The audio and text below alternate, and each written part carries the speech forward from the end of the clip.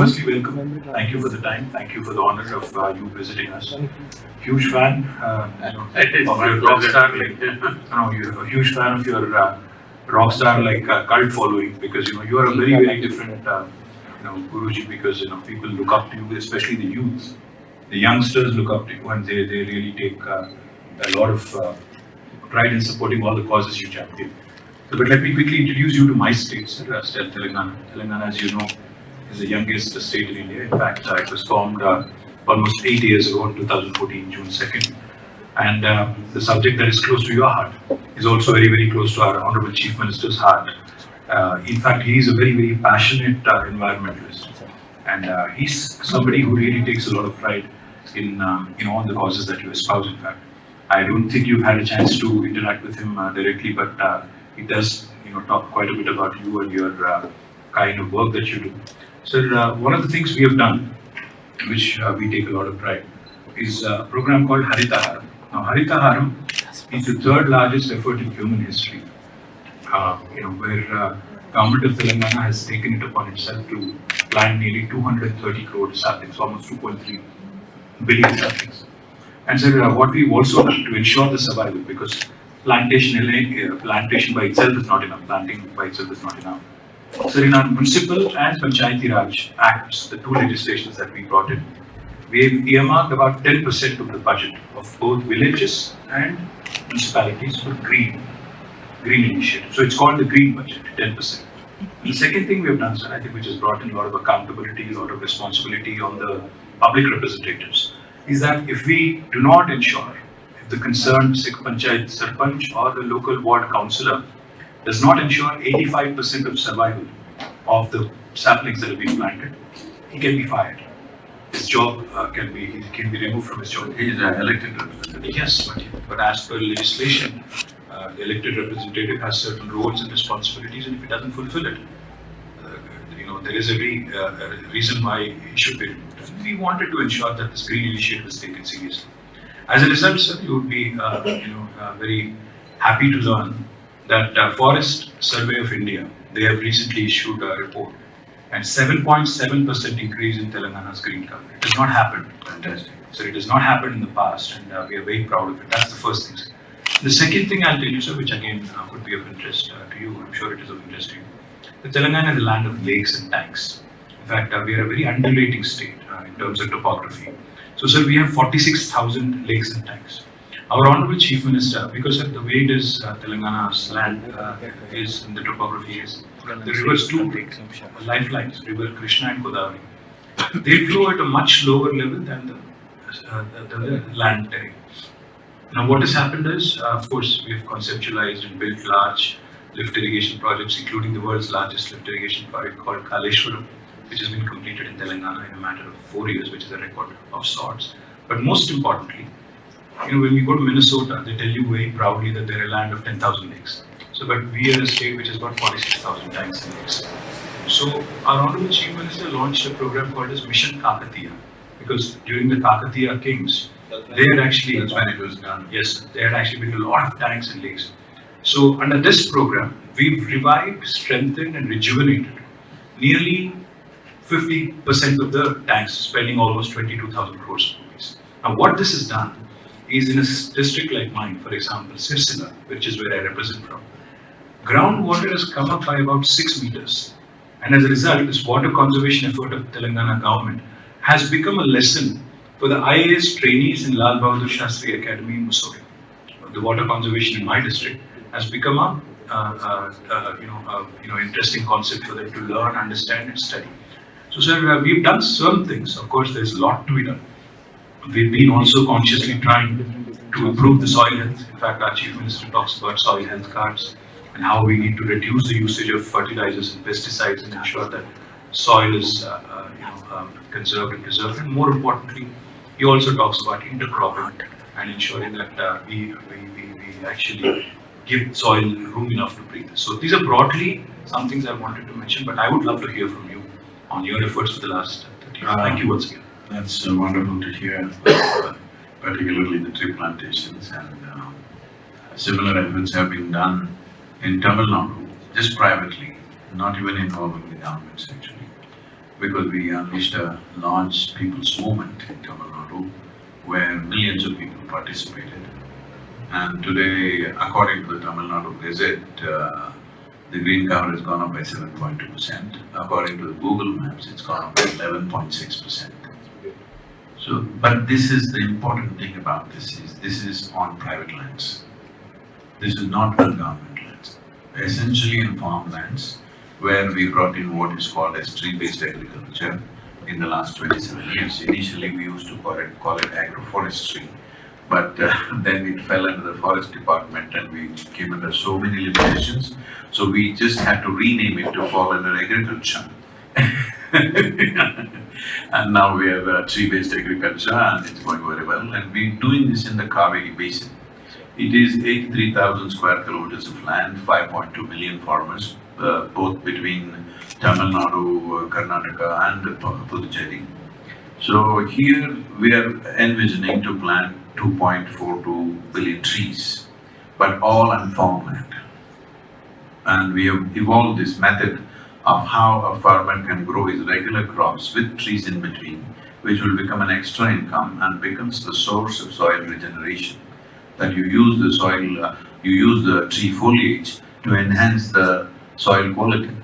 So today, I can say about 130,000 farmers, their lands have gone to average organic content in Tamil Nadu was 0.68%. Today, these farmers have well over 3 to 4% organic content. Water tables have come up. The incredible thing is, I know you were saying as a very large example. I always believed at least 50 to 100 acres minimum you must plant to get this water table up. But to our incredible surprise, 5 acres if you plant, water table comes up. This is the incredible nature of the southern plateau. That 5 acres, I see water tables have come up significantly and it stays there. So right now this movement, Save Soil movement worldwide, is because not a single nation in the world has the 3% minimum average organic content that is necessary to keep the soil organisms alive for future generations. On an average, 27,000 species of organisms are dying or going extinct per year. At this rate, whatever we may be doing in individual land areas will not work because the soil organisms or microorganisms are a global phenomenon. They function as one big life phenomenon.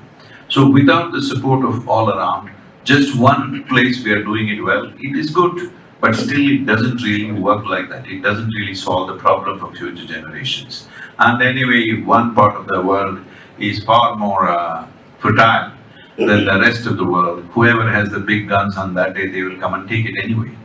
It will happen. Once there are food shortages, people will come and take each other's land. In the last 50 years, in the last 50 years, 30 wars have happened in Africa, out of which 27 wars are for fertile lands. They fought mainly to take each other's fertile lands. It's not the end of the world, but it's going to be extremely painful.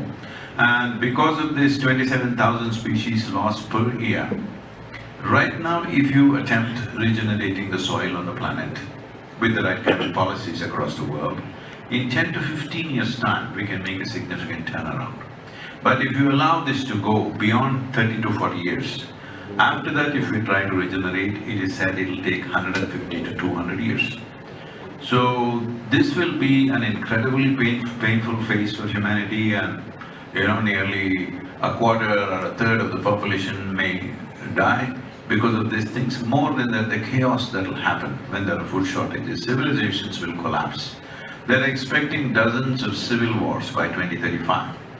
And famines will not, famine means people think it will happen in Africa or somewhere else. No, they're saying Illinois will have a famine by 2035. So, this is where we are going, because the average organic content in the world has come down significantly. In India, average is 0.68%, which is very, very low.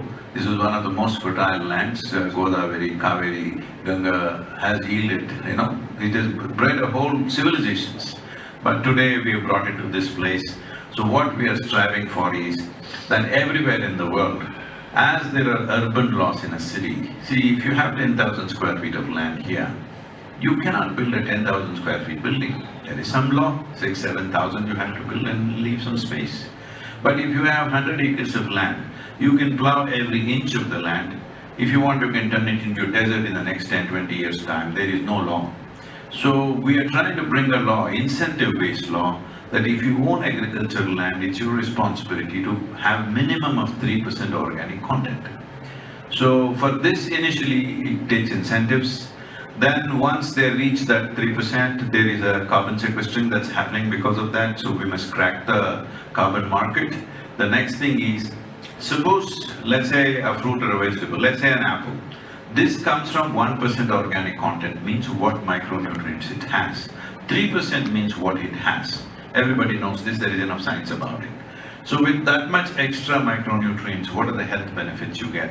What are the preventive health benefits you get? What are the benefits in terms of less stress on the healthcare system? What are the benefits in terms of number of man-days not being lost? Or, a population which is more healthy, naturally is more productive and more creative. All these benefits are there. Suppose it's 6% organic content, it will sit on a higher shelf in the marketplace.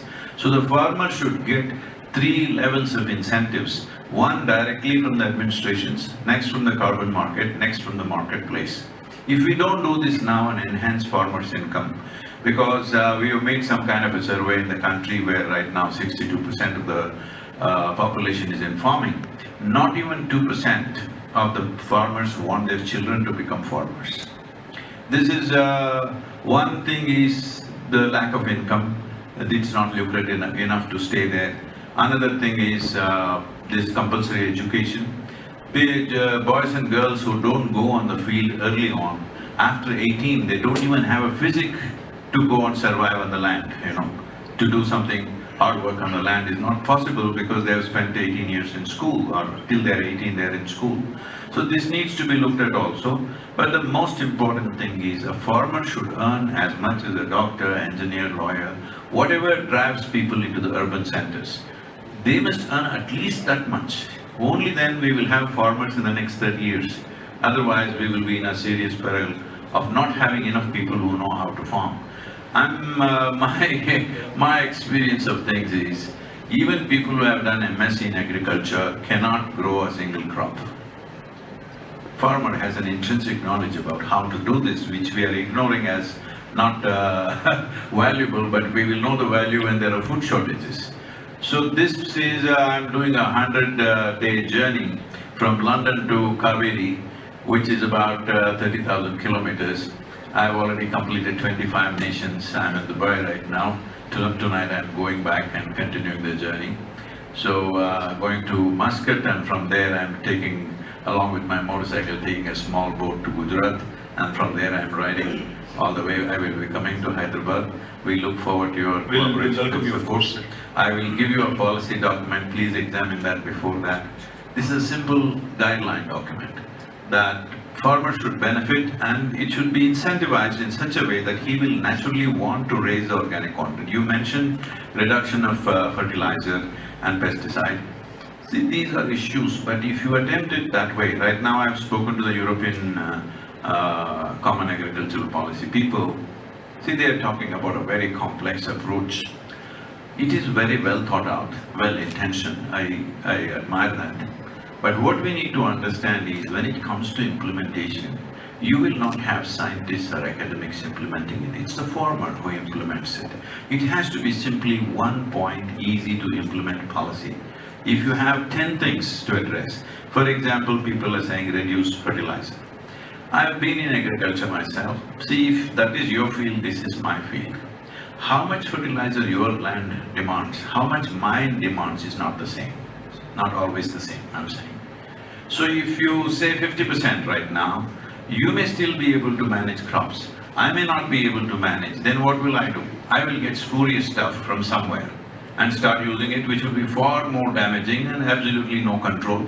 A whole lot of unnecessary things will happen. Instead of that, if we raise the organic content, the need for fertilizer will start dropping down by itself. This whole urban idea that farmers are simply throwing fertilizer on the land and destroying the land is a silly idea, because fertilizer costs so much money. Why would farmers simply throw it on the land? They don't understand, in a degraded land, unless you use a certain quantum of fertilizer, nothing is going to come out of it. And above all, in the marketplace right now, if you go to this any market here, it says this is organic. If this fruit is organic, what is the other fruit? Is it inorganic? This is all a marketing stunt. If you fix it that if it is 3% and above, what is the micronutrients? There's enough science to tell us that. If you say this is from a 3% field, people know how much to pay. If you say this is from a 6% field, they know how much to pay. Our own experience has been, if you raise the organic content in the soil to 8 to 10%, the irrigation requirement comes down to 30% of what we are using right now. 100 liters will become 30 liters. That needs to happen in India. So firstly, you're a fascinating man. You've touched upon so many subjects that, I have so many things to say and so many questions to ask and so many, points to make. But I'll just make 3 quick observations. One, talk about policy support. If you could possibly point out if there are any precedents in the world where somebody has done something which you believe is worth emulation, I think that would be a great start for us. That's the first thing I'd ask. The second thing, sir, I think every Prime Minister, every Chief Minister, dreams of doubling farmers' income. Including our Prime Minister, who talked about doubling farmers' income back in 2015. Of course, for a variety of reasons, that has not translated. But the fact is, if you make agriculture remunerative, if you make it like you were pointing out, 2% of the farmers actually want their progeny, their kids actually to continue in the same line of activity. That's primarily because it's not remunerative, it's not lucrative, it's not attractive enough, for them to want their children also to do the same. So the question I guess I'm asking is, how do we make this whole Save Soil movement attractive in the sense of returns as well for the farmers, making it more remunerative and lucrative? And the third point I'll make, of course, we'll welcome you in Hyderabad, and more importantly, sir, I wanted to point out, we are one state where the farmers are federated. In fact, we have farmer federations each and every village. We call them Raitu Bandhu Samitis. We have them in each and every single village in our 12,769 Gram Panchayatis. And we've built what is called as Raitu Vedika. We've organized farm clusters by 5,000 acres each, and we have an agriculture extension officer and a Raitu Vedika where farmers sit, discuss, meet, talk, and discuss best practices and other things. So we will certainly bring even the Farmer Federation Association to meet with you. Our Agriculture Minister will also come and meet you. And I'll see if Honorable Chief Minister is available. I'm sure we'll set up a meeting with him as well. So my request to you is, please show us the right direction towards policy and how do we make it more remunerative. And thirdly, most importantly, how do we leverage the collective mind of farmers to make it a more impactful movement? So one thing I would request is, after my journey is over, if 25 to 50 farmers from different regions who are doing different types of farming, along with one of your officers who is qualified to handle that kind of situation, comes to us, we will take them to different live farms where incomes have gone up between 300 to 800% in 8 to 9 years' time. And the soil organic content is improved, water tables have come up. There is a way to do it. If they're willing to spend 3 days, we can do a certain kind of program with them. After that, if you assemble 500,000 people in your place, our people will come there and tell them how to go about it. Especially if you already have these Vedikas, it will be very easy to convey that message. Initially, 1 or 2 if we do, after that online, it could be carried on. Any pointers towards policy and what it needs to be, maybe? Yes. See, the policy, I've also presented this at the COP15 in Ivory Coast just now, the UNCCD. The important thing about the policy is that it should be so simple that everybody understands and is implementable. Otherwise, we will end up in more and more conferences and conventions going on endlessly.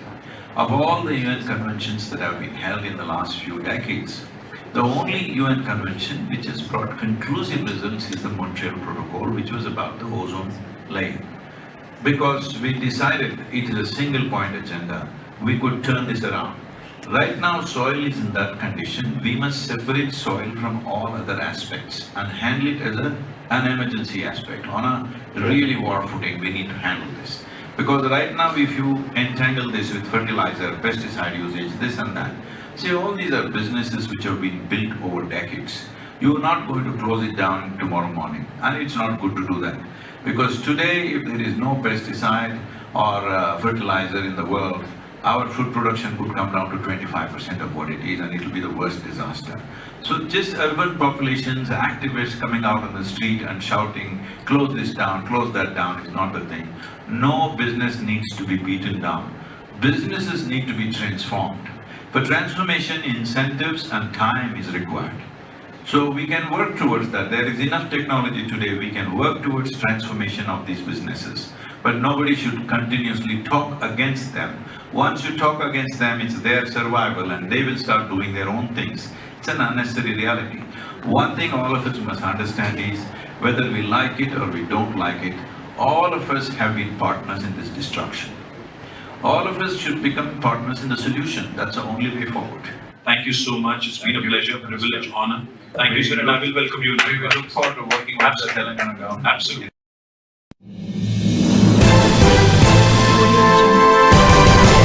So firstly, welcome. Thank you for the time. Thank you for the honor of you visiting us.